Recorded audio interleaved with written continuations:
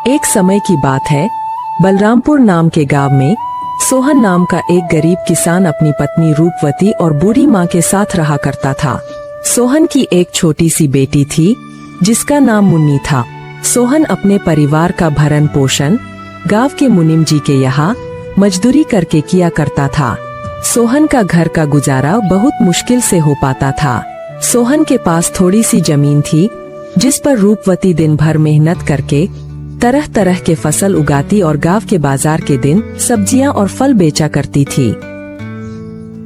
सारे बलरामपुर वासी रूपवती से ही सब्जियां और फल खरीदते। फल और सब्जी ले लो, ताज़ा ताज़ा सब्जी ले लो, फल और सब्जी ले लो, हरी भरी फल और सब्जियां ले लो।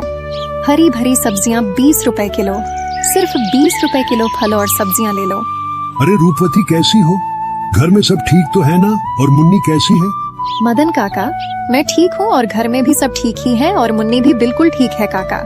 और बताओ आज बाजार कैसे आना हुआ और काकी कहाँ है?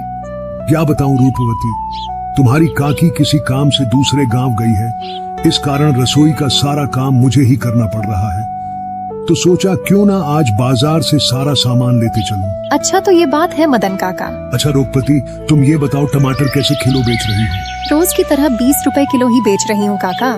अच्छा ऐसा करो रूपवती, मुझे 1 किलो टमाटर दे दो। क्यों नहीं काका, देती हूँ देती हूँ। इतना कहकर रूपवती मदन काका को 1 किलो टमाटर दे देती है और बदले में मदन काका से पैसे ले लेती है।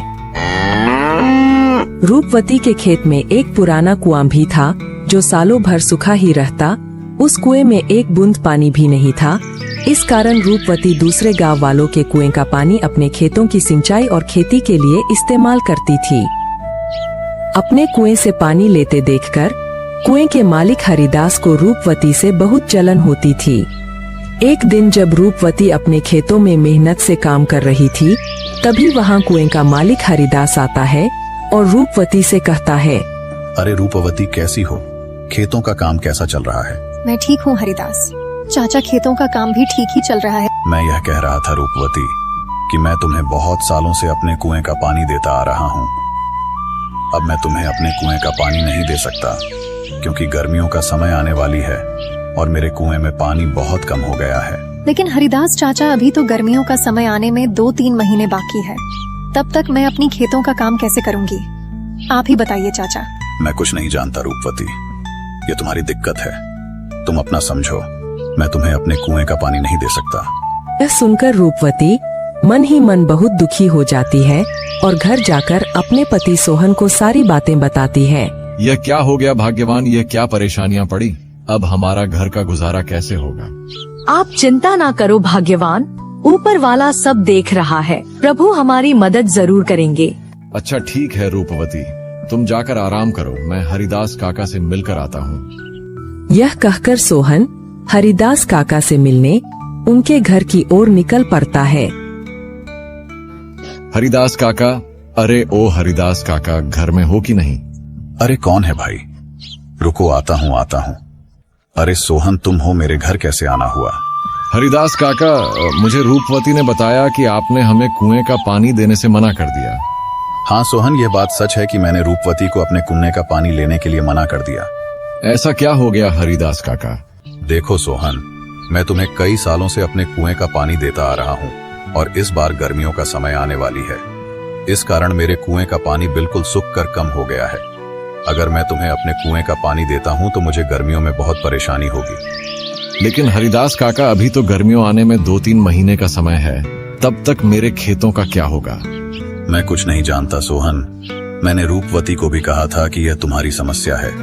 मैं तुम लोगों को अपने कुएं का पानी नहीं दे सकता। हरिदास काका को कुएं का पानी देने के लिए मनाने का बहुत कोशिश करता है, लेकिन हरिदास नहीं मानता है।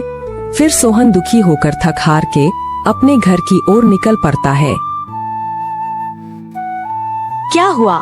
हरिदास काका ने क्या कहा? हरिदास काका ने पानी देने से मना कर दिया। कह रहे थे अगर मैं तुम्हें पानी देता हूँ तो मुझे गर्मियों में बहुत परेशानी होगी। पानी के बिना क्या होगा भाग्यवान, हमारे सारे खेत तो सूख जाएंगे और हमारा गुजारा कैसे होगा? अच्छा, वो जो हमारा पुराना कुआं है उसको खुदवाने में कितना खर्च लगेगा? भाग्यवान 500 रुपए तो लग ही जाएंगे। अरे हमारे पास इतने पैसे तो हैं ही नहीं। अच्छा, अगर मैं खुद से ही कुएं को खोद दूं तो? क्या आप कर लेंगे? हाँ, अब कुआं मिस्त्री कर लेगा तो मैं क्यों नहीं कर लूंगा। अच्छा भाग्यवान, कल सुबह सुबह दोनों कुएं के पास चलेंगे। भाग्यवान जाओ, मुझे बहुत भूख लग रही है। जाओ जाओ, घर में जो कुछ भी है वो फटाफट लेकर आओ। इतने ही बीच में उन्हें एक आवाज सुनाई देती है। ये किसकी आवाज है? वह दोनों बाहर निकलकर देखते हैं तो एक साधु महाराज उनके घर के बाहर भिक्षा मांगने के लिए खड़े होते हैं। जो कुछ भी घर में हो, चावल, गेहूं, बाजरा, दाल, वो मुझे दे दो बेटा। अरे साधु महाराज, हम सब पहले से ही इतने गरीब हैं। हम जैसे तैसे करके अपना जीवन गुजार रहे हैं, ऐसे में हम तुम्हें कहां से दान दें? सोहन की स्थिति देखकर बाबा जी समझ चुके थे और बोले, कोई बात नहीं बेटा, कोई बात नहीं, ठीक है बेटा, अब मैं चलता हूँ।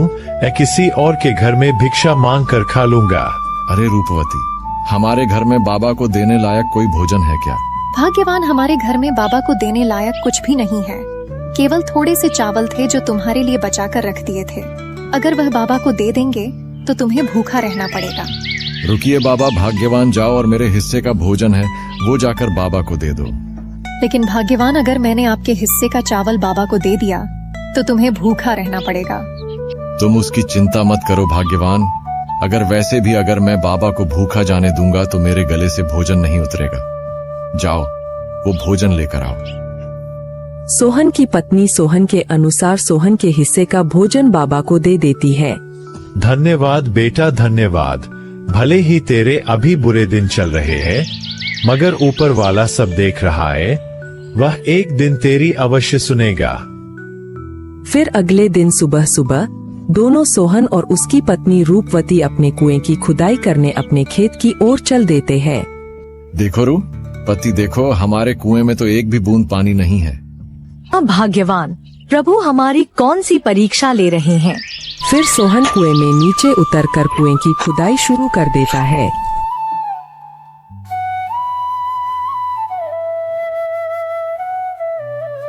थोड़े समय बाद अचानक से कुएं की एक पत्थर के अंदर से पानी निकलने लगता है। अरे ये पानी कहाँ से आ रहा है? मुझे तो अपनी आंखों पर विश्वास ही नहीं होता।